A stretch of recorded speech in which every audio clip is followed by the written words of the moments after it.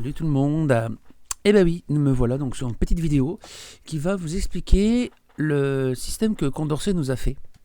C'est-à-dire le système de stockage qu'on a. Donc pour ce système de stockage, ça va être très simple. Il va vous falloir un coffre de Lender. Sachant qu'en tout et pour tout, on peut en mettre 3. Ça c'est configurable pour ceux qui veulent le petit plugin quand Condorcet aura décidé de le donner. C'est configurable dans le plugin. Donc il vous faudra un coffre de Lender, un ou des coffres standards.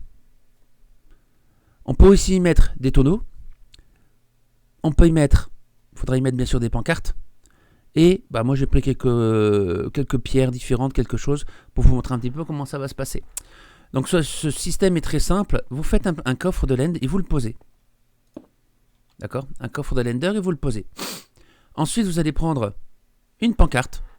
Donc quelle que soit la pancarte que vous voulez, hein, quelle que soit la couleur, ça n'a pas d'importance. Et vous allez la poser sur l'une des faces du coffre de Lender. Donc soit devant, sur les côtés, on s'en fout. Ça n'a pas d'importance. Donc on le pose. Et donc c'est là que va commencer à rentrer en action le plugin. Vous allez mettre entre crochets IS. D'accord.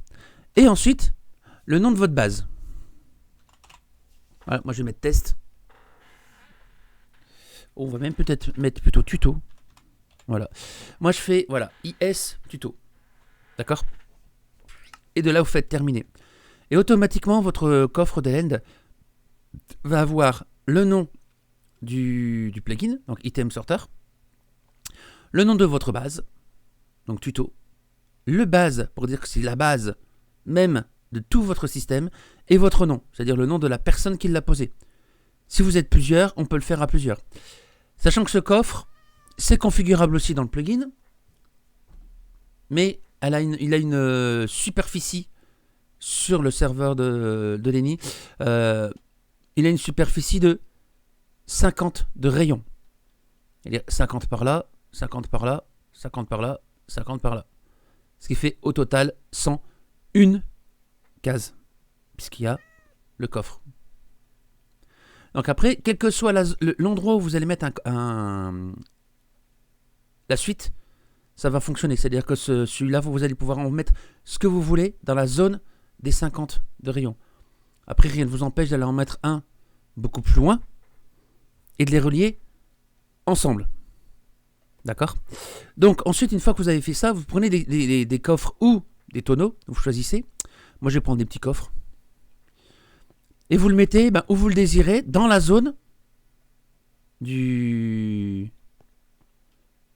votre base. Par exemple, je vais le mettre ici. Voilà. Un simple ou un double coffre, hein. Ça n'a pas d'importance. Ça marche aussi. Après, même pour vous montrer qu'on peut le mettre dans n'importe quel sens, moi je vais le mettre derrière. Et de là, vous allez remettre un panneau, entre guillemets, sur ce coffre-là. Et de là, je vais l'appeler, je vais faire entre crochets, ISD. D'accord? ISD. Eux, ils ont mis... Moi, j'ai mis D, c'est pour départ. C'est-à-dire que c'est là où vos items vont... Vous allez pouvoir mettre vos items et ils vont partir dans le système. On appelle ça le coffre deposit. Et après, vous allez remettre le nom de votre... c'est pas test, c'est tuto. Le nom de la base que vous avez mise. C'est-à-dire que si vous en avez 3, c'est pour qu'elle puisse discuter avec le coffre que vous désirez. Moi, j'ai mis tuto, comme ça reste les mêmes. Et ensuite, vous faites terminer. Automatiquement, toujours pareil, item sorter, tuto, mais il sera marqué deposit. Deposit, c'est là où vous allez déposer vos items, pour qu'ils puissent rentrer dans votre système. Et on va imaginer que, par exemple, votre système, il est là-bas. D'accord? Donc, je remets un double coffre. Moi, j'aime bien les doubles coffres. Et pour vous montrer qu'on peut vraiment le mettre de n'importe quel côté, je vais faire exprès de le mettre par ici. Et de là, vous allez faire entre crochets ISF pour filtre, ça va être votre filtre, ou, pour que ce soit plus simple pour certains, final. Le coffre final, c'est là où les objets vont atterrir. Je tape tuto, pour dire que je veux que ça corresponde à l'autre, et je fais terminer. Et voilà, mon système est tout simplement fini. C'est-à-dire que là, les coffres, si je mets un item ici, voilà, on le voit, il est là. Je fais ça, je fais, oh, mon item est parti. Pourquoi? Parce que c'est instantané. L'item est là. Vous voyez, l'item est venu ici. Ce système, vous allez pouvoir y mettre des admins. Sachant que ce système fonctionne avec uniquement lui-même. C'est-à-dire qu'il n'y a pas besoin d'autres plugins, pour ceux qui voudraient le récupérer, il n'y a pas besoin d'autres plugins. Ce système, vous allez pouvoir y mettre des admins, comme je dis, bouton droit tout simplement sur le panneau du système, et vous avez un petit menu qui apparaît. Donc là, vous avez précédent et suivant, bien sûr, et là, vous avez un ajouter. On clique sur ajouter. Alors normalement, je suis sur le serveur, donc il y a des joueurs, et vous avez automatiquement tous les joueurs du serveur qui sont connectés, et pas ceux qui ne sont pas connectés, qui apparaissent. Et Lenny, et puis Inknox qu'on a chez nous. Si je clique sur le joueur, hop, voilà, et on revient sur la petite page juste avant. Et ça veut dire que Lenny, s'il le désire, pourra venir ici et casser les coffres. Il pourra rajouter des panneaux qui vont fonctionner par rapport à ce système-là. Si vous mettez d'autres coffres de laine, il faudra le faire sur chacun des coffres de laine que vous faites. Ce coffre-là, bon, on ne peut plus en parler parce que celui-là, c'est là où on dépose, je peux faire bouton droit dessus, il ne se passe rien. Ce qui est normal puisque c'est là où on dépose les items. Par contre, sur le coffre final, celui-ci, si je fais bouton droit, il y a un nouveau menu qui va apparaître. Ça, poubelle, ça veut dire que tous les items, sans exception, vont aller dans ce coffre-là. Donc, quel que soit l'item que je mets là-bas, il va venir automatiquement ici, dans ce coffre-là. Si je veux que le coffre soit un coffre spécifique, je ne veux qu'il y ait que certains items qui rentrent dedans. Donc, je refais ISF, parce que c'est le final. Je remets le petit tuto. Je l'ai cassé sans le vouloir. Il faut simplement bouton droit et vous allez cliquer sur l'un des... Alors, sans touche, sans rien, juste avec votre souris, vous allez cliquer sur l'item que vous désirez. Et automatiquement, il va apparaître ici. Ça n'utilisera pas vos compos, bien sûr, mais automatiquement, il apparaît là. C'est-à-dire qu'il n'y a que la roche qui pourra aller dans ce coffre-là. Je vais vous montrer un exemple. Tout simple. Roche et andésite. Je lâche, je reviens.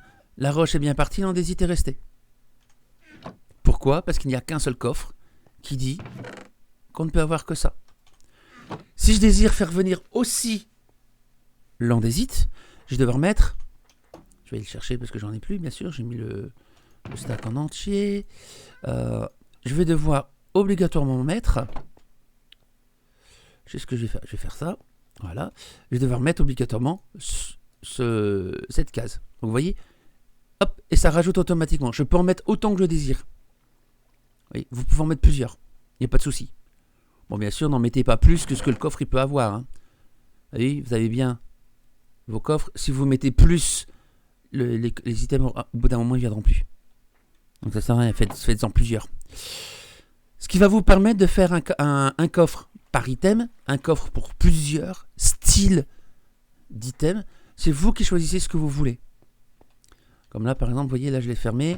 On voit les items, pourtant, il y en a là-bas, mais là, il n'y en a pas. C'est parce qu'il va falloir que, comme je l'ai fait après, que j'ouvre le coffre, je le referme, et hop, les items sont partis. C'est instantané. Donc, plus besoin de redstone, d'entonnoir, ou de quoi que ce soit. Le système fonctionne comme ça. Sachant que si j'avais fait si j'en veux plusieurs, parce que je me dis, tiens, un seul ne me suffit pas. Il m'en faudrait donc 2. Quand vous allez sur ce système-là, le système de filtre, vous voyez ici, il y avait des items, et quand je passe ma souris dessus, vous voyez bien marqué priorité 1. On va aller les retirer. Voilà. Il est bien marqué priorité 1. Poubelle, priorité 1. Si je reviens ici et que je mets un autre panneau, entre crochets ISF, toujours pareil, et que je mets tuto, si je fais terminer, il y a toujours donc maintenant 2 coffres. Si je fais bouton droit et je vais sur la poubelle, il est marqué priorité 2.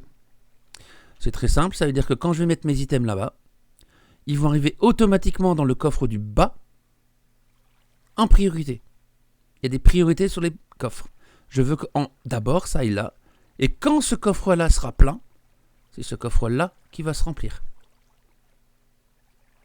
Et après on continuera, si vous avez mis plusieurs, ça continuera sur 1, 2, 3, 4, 5, 6, ça continuera. Si entre deux, je me dis, tiens, celui-là, j'ai envie de le bouger. Je le casse. On va se dire, celui-là, il est toujours là. On peut regarder, et il est toujours sur la priorité numéro 2. Même si je prends le coffre, donc je reste dans la zone de celui-ci, et que je viens le mettre ici, et que je mets un panneau, et que je remets ISF tuto, et je fais terminer, ce coffre-là devient automatiquement la priorité numéro 1. C'est-à-dire que si vous cassez le coffre priorité numéro 1, le coffre suivant que vous allez faire, il va reprendre la priorité numéro 1. Si j'avais fait l'inverse, que j'avais cassé celui-là, et que je l'avais mis ailleurs, là c'est ce qui se passe. Si je casse celui-là, je vais ailleurs, il va reprendre automatiquement la priorité numéro 2. Si je me dis, bah tiens, j'ai mis mon système là, j'oublie que j'ai laissé des coffres là-bas, et je veux mettre celui-là. Je le fais, hop, vite fait, ISF, tuto, terminé. Celui-là passe automatiquement priorité 3. Même si je casse ce coffre-là, il restera priorité 3. C'est-à-dire que si je mets un coffre au-dessus, je me dis comme ça, je ferai 1, 2, 3, ça ne marchera pas. Vous êtes obligé de casser celui-là, casser celui-ci, pour remettre la priorité 2 et remettre la priorité 3. Sinon, ça fera 1, 2, 3. C'est tout simple. C'est tout bête. C'est un petit plugin qui fonctionne très bien. Sans souci. Et en plus, si je désirais en mettre un autre, par exemple, un autre joueur rentre dans ma base et arrive dans mon système, mais on veut l'agrandir. Parce que moi, voilà, j'ai utilisé les 3, j'en ai mis un dans l'End, j'en ai mis un dans le Nether, puis j'en ai mis un ici, par exemple. Je suis donc bloqué, je ne peux plus en mettre plus. Un autre joueur, s'il vient et qu'il le met le sien un peu plus loin, bon, mettez-le pas dans la même zone, c'est un peu bête, ça vous permettra d'agrandir la zone.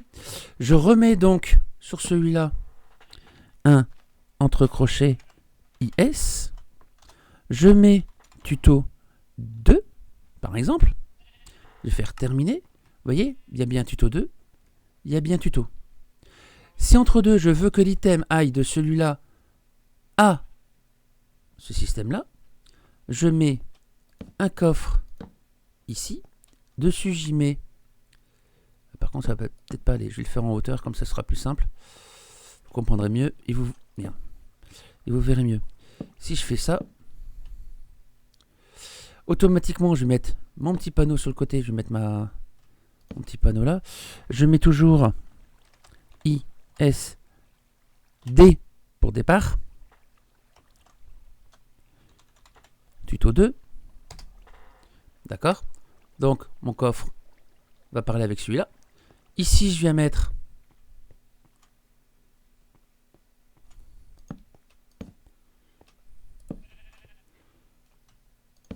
mon entre crochets ISF tuto 2. Donc, ce coffre-là va parler avec celui-ci. Mais moi, ce que je veux, c'est entrer dans le système qui est là-bas au fond. Eh bien, je mets tout simplement un entonnoir dans le bon sens si c'est possible. Voilà. Je mets hop, tac tac mon double coffre ici. Là je mets entre parenthèses IS. Comme c'est le départ, je mets bien le D parce que c'est bien le départ de ma zone. Je peux en mettre autant que je veux, des ISD, des ISF, vous en mettez autant que vous voulez, des coffres de départ et des coffres de fin, vous en mettez autant que vous voulez. Tuto tout court, parce que je veux qu'il aille dans le système tuto, d'accord. Je vais donc ici, dans mon coffre tuto 2, d'accord. J'y mets une andésite. Et là, on peut voir que l'andésite a disparu. Elle est donc partie dans ce système-là, qui est partie là-bas. De là, on peut le voir, elles sont ici, parce qu'elles sont là. Elles arrivent donc dans le coffre. Ici, vous voyez, c'est en train de partir. Ça part là, ça passe par l'entonnoir, ça vient ici. Et automatiquement, si je m'en vais dans le coffre du tuto 1, c'est-à-dire de l'autre système, elles apparaissent là. Donc ça veut dire que je suis passé d'un premier coffre à ma base, à mon coffre, qui s'est vidangé dans un autre coffre, qui est venu sur la base, qui est venu au coffre. Ça va vous permettre d'allonger votre votre base. C'est-à-dire qu'au lieu d'avoir un 100 sur 100, ben vous pouvez avoir un 200 ou même un 300. Voire plus si vous êtes avec des amis, tout simplement. Et moi, je vais vous montrer l'utilité de ce système. C'est que, comme vous avez pu voir, on parlait de tuto. Hein, moi, je parlais de tuto pour être avec les bases. Ben, moi, j'ai ma base qui est tout simplement au pied de mon laser. Donc ça, c'est mon beacon. Et mon... Voilà, mon coffre, il est là. Mon coffre, c'est ma base. Stockage.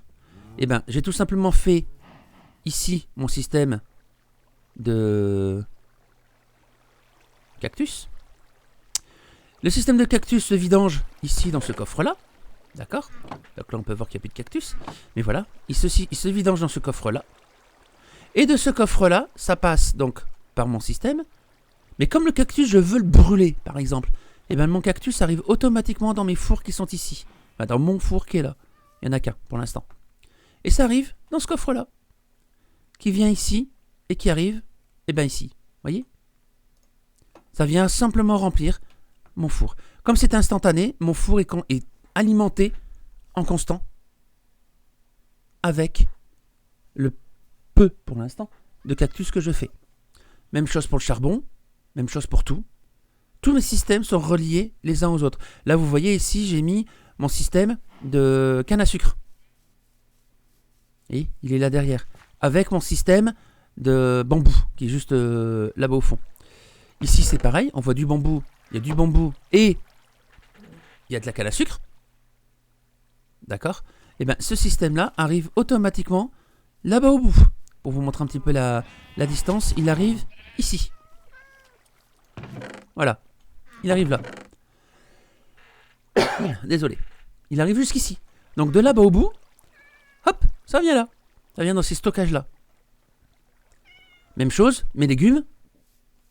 Vous pouvez voir ici, j'ai des légumes qui poussent, hein, j'ai du blé. Le blé, je le mets ici, dans ces coffres-là.